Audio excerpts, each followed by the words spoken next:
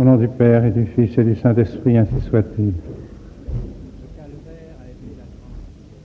Bien chers amis et bien chers frères, c'est fête aujourd'hui au ciel. Et ici-bas, nous essayons de nous unir à cette fête du ciel. Et nous essayerons, avec l'aide de la Sainte Église et de tout ce que la Sainte Église nous a enseigné, de nous imaginer un peu ce que peut être cette fête au ciel. Vous venez de lire l'épître qui cite un passage de l'Apocalypse de Saint Jean, où il est dit que des foules innombrables entourent le trône de Dieu et de l'agneau, et qu'avec les anges, les archanges, tous les élus du ciel, les martyrs, confesseurs, vierges, tous ceux qui ont été choisis par Dieu pour être ces élus du ciel, tous ceux qui, par leur soumission à la volonté de Dieu ici-bas, ont conquis la couronne de la gloire, tout cela chante la gloire de Dieu. Et sans doute ils le font aujourd'hui avec une ferveur, avec une ardeur plus grande, avec une joie, une allégresse incomparable, chantant la louange de Dieu. Gloire, honneur, paix, sagesse, force au Dieu pour les siècles des siècles. Nous chanterons tout à l'heure l'Hosanna et nous le chanterons avec les saints anges. Nous avons coutume, et c'est l'Église qui nous l'enseigne, de chanter la gloire de Dieu à la fin de tous nos psaumes, le Gloria Patri et Filio et Spirituis Sancto, qui est comme le résumé, le condensé de toute la prière de l'Écriture sainte, de toute la prière que nous pouvons adresser à Dieu. Chantons sa gloire. Saint Paul lui-même, lorsqu'il était encore sur cette terre, a dit « J'ai connu un homme il y a 14 ans ». Saint Paul adressait alors cette lettre aux Corinthiens, disait « Il y a 14 ans, j'ai connu un homme qui, dans son corps ou en dehors de son corps, je ne sais pas, mais qui est monté au 3e ciel et qui a entendu des paroles qu'il lui est impossible de décrire, qu'il lui est impossible d'exprimer. » Saint Jean, dans son Apocalypse, surtout dans les dernières pages de l'Apocalypse, essaye de nous décrire ce que peut être le ciel. Le ciel, en définitive, ce n'est pas un lieu, en quelque sorte un lieu bien fixé. Le ciel, c'est Dieu. C'est Dieu. Nous serons en Dieu et Dieu sera en nous. Et c'est notre Seigneur lui-même qui disait de lui, lorsqu'il était ici-bas, il le disait à Nicodème, seul celui-là peut parler du ciel qui en vient et qui est dans le ciel. Notre Seigneur, ici-bas, était dans le ciel, vivait dans le ciel. Et alors nous pouvons nous demander ce que doit être le ciel pour nous dès ici-bas. Rappelons-nous toujours la parole de l'Écriture qui dit que nous n'avons pas ici notre demeure. Non habemus hic permanentem civitatem, sed futuram inquirimus. Nous n'avons pas ici notre demeure permanente, mais nous cherchons la demeure future qui est notre demeure permanente. Que d'illusions à ce sujet, si nous songions, si nous pouvions, avec la science de Dieu, connaître ce qui se passe dans les âmes, dans les esprits, dans les cœurs des hommes qui habitent cette terre aujourd'hui. Combien pensent au ciel? Combien ont la préoccupation de cette demeure future qui doit être la leur? Il n'y en a pas d'autre. Il n'y en a pas d'autre. Tous les hommes sont invités, tous les hommes sont appelés à vivre un jour dans cette demeure éternelle. Que pense-t-il? Qu'ont pensé toutes les générations qui sont passées avant nous? Et en effet, nous avons bien raison de croire que notre demeure ici-bas est une demeure éphémère, une demeure passagère. Quand je songe à ceux qu'enfants je pouvais rencontrer, où sont-ils maintenant? À l'âge que le bon Dieu m'a donné jusqu'à présent, comme à beaucoup d'entre vous.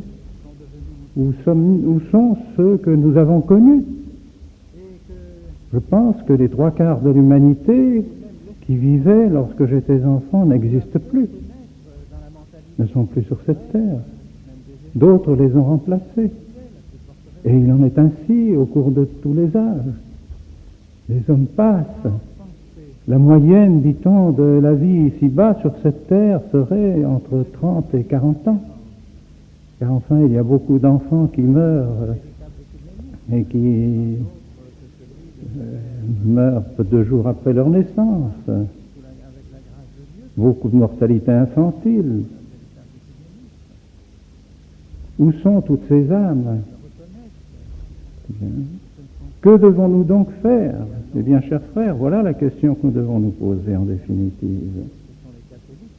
Le bon Dieu nous appelle à cette cité future. Que devons-nous faire pour l'acquérir, pour être sûr d'y arriver, pour être certain d'aller au ciel?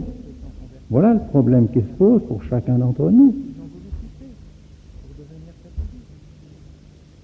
Et notre Seigneur nous a répondu. Lisez l'évangile d'aujourd'hui, vous venez de l'entendre, relisez-le.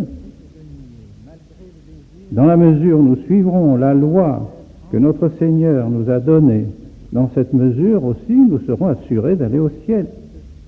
Et quelle est cette loi? Ce n'est pas seulement le décalogue. La loi que notre Seigneur nous demande d'observer est une loi plus parfaite. Il nous le dit dans le sermon sur la montagne. Nous devons relire souvent ce sermon sur la montagne, qui est notre loi, qui est la loi des chrétiens, qui est la loi de ceux qui ont été baptisés en notre Seigneur Jésus-Christ, et qui doivent être d'autres Christ, qui doivent ressembler à notre Seigneur Jésus-Christ. Et notre Seigneur est très exigeant pour nous, très exigeant. Soyez parfaits comme votre Père Céleste est parfait. Voilà ce que notre Seigneur nous demande. Il résume toute cette loi dans ces paroles, soyez parfaits comme votre Père Céleste est parfait. Et en quoi consiste cette perfection? Mais il nous le dit, il nous l'explique. Nous devons changer notre intérieur, pas seulement un aspect extérieur. La loi ancienne était une loi qui demandait simplement une satisfaction et une obligation quasi matérielle, extérieure. Faire l'aumône, et faire l'aumône même en public, prier en public, observer strictement les commandements de Dieu. Ne demandez pas davantage. Notre Seigneur nous demande beaucoup plus. Quand il nous dit « Bienheureux ceux qui ont faim et soif de la justice », je pense que c'est là une des béatitudes capitales, essentielles. Bienheureux ceux qui ont faim et soif de la justice. Qu'est-ce que cela veut dire? La justice, dans le sens de l'Écriture, c'est la sainteté. Bienheureux ceux qui ont faim et soif de sainteté. Par conséquent, faim et soif d'amour de Dieu et d'amour du prochain. Nous devons en effet avoir ce zèle, un zèle profond, un zèle intérieur, un zèle constant de l'amour de Dieu et de l'amour du prochain. En quoi se manifestera cet amour de Dieu, cet amour du prochain? Notre Seigneur nous le raconte d'une manière admirable.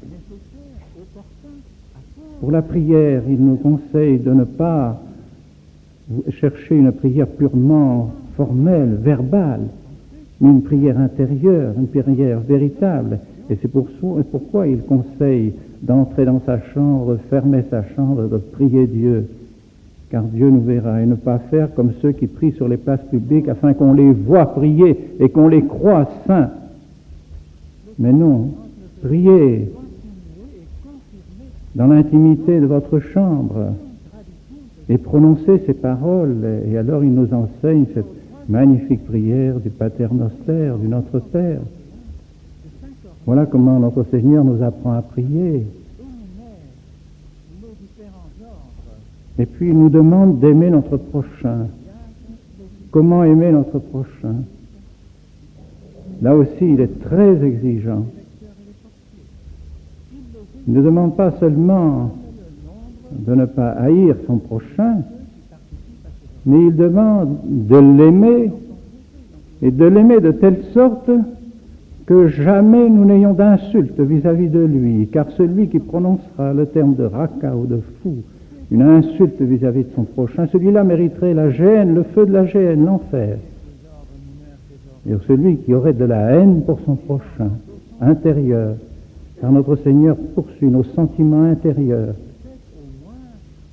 Si quelqu'un vous demande de faire 1000 pas, faites-en 2000. Si quelqu'un vous demande un emprunt, donnez-lui.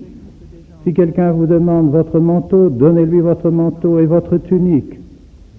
Voilà les conseils de notre Seigneur.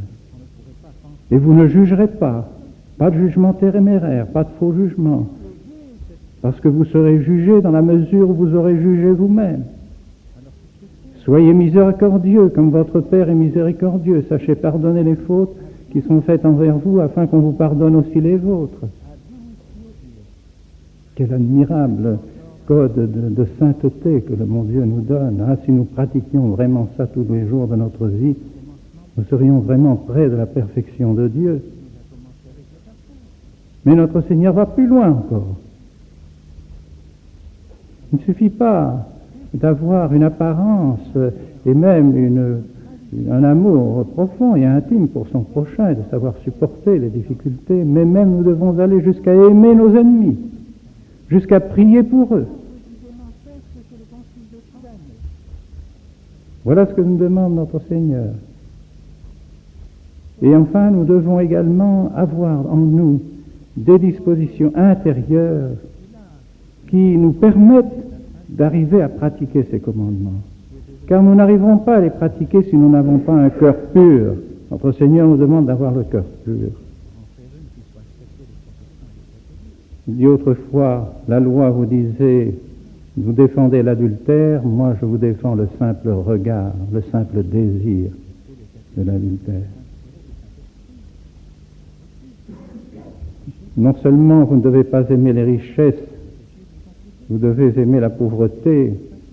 Non pas que ceux qui ont des richesses ne puissent pas utiliser ces richesses selon la volonté de Dieu, mais ils ne doivent pas attacher leur cœur à ces richesses. Et c'est pourquoi il nous dit que nous devons nous abandonner à la providence, être comme ces oiseaux du ciel qui ont toujours de la nourriture et qui cependant n'amassent rien pour l'hiver. Être comme ces lys des champs qui ne font rien non plus pour être revêtus de cette splendeur, de cette beauté que Dieu leur a donnée, qui ne se soucient pas du lendemain et qui sont pourtant mieux vêtus que Salomon dans toute sa splendeur, dit notre Seigneur. Alors pourquoi êtes-vous inquiets? Pourquoi êtes-vous dans le souci, dans l'angoisse du lendemain? Faites donc confiance à Dieu. Soyez abandonnés dans les mains de Dieu. Faites votre devoir d'État, mais ensuite soyez abandonnés dans les mains de Dieu.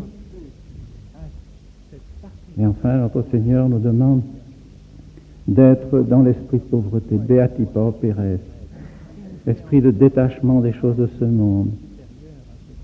Beati mites, bienheureux les doux, car ils posséderont la terre. Bienheureux les pacifiques, doux, pauvres, voilà ce que notre Seigneur nous conseille.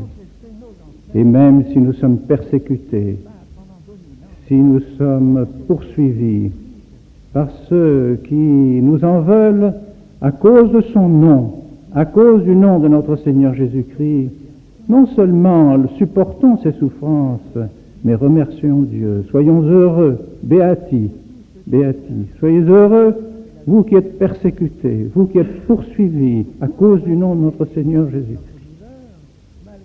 Voilà tout ce que notre Seigneur nous demande. Voilà le code de la sainteté catholique, de la sainteté chrétienne, de ceux qui sont baptisés en notre Seigneur Jésus-Christ. Si nous voulons donc suivre ceux qui, avant nous, ont pratiqué cette justice, cette sainteté, eh bien, entrons dans le chemin qu'ils ont suivi. Marchons courageusement à la suite des saints, à la suite de ceux qui sont au ciel, qui sont dans la gloire maintenant et dans la joie. Ne nous arrêtons pas à ce moment de la mort comme si tout était fini après la mort.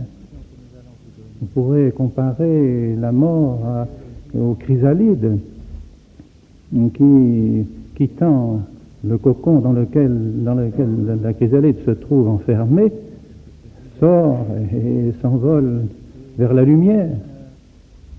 Eh bien, c'est un peu cela. Notre âme quitte notre corps pour s'en aller vers la lumière. Alors ne soyons pas effrayés par la mort, mais pensons que la mort est la délivrance de notre âme afin qu'elle ne soit plus esclave de notre corps, mais qu'elle soit tout entière dans les mains de Dieu, tout entière dans la joie, dans l'allégresse, si toutefois nous avons ici-bas accompli la loi du Seigneur. Demandons à la très sainte Vierge, elle qui l'a accomplie d'une manière si parfaite, de nous aider à pratiquer cette loi. Vous vous souvenez que c'est la plus belle louange que notre Seigneur a fait de sa mère, lorsqu'il a dit qu'il honorait sa mère et il aimait sa mère parce qu'elle faisait sa volonté. Et non pas tant parce qu'elle l'avait allaitée, mais parce qu'elle avait fait sa volonté. C'est-à-dire, en résumé, notre Seigneur disait « Je loue ma mère bien plus parce qu'elle a dit son fiat que parce qu'elle est ma mère. » Et elle est ma mère parce qu'elle a dit son fiat. En conséquent, notre Seigneur nous donne là une leçon pour nous montrer que nous devons aimer la mère de Jésus, sa mère, et que nous devons la suivre pour accomplir aussi la volonté de Dieu et sa loi, et ainsi aller la rejoindre un jour au ciel, au nom du Père et du Fils et du Saint-Esprit.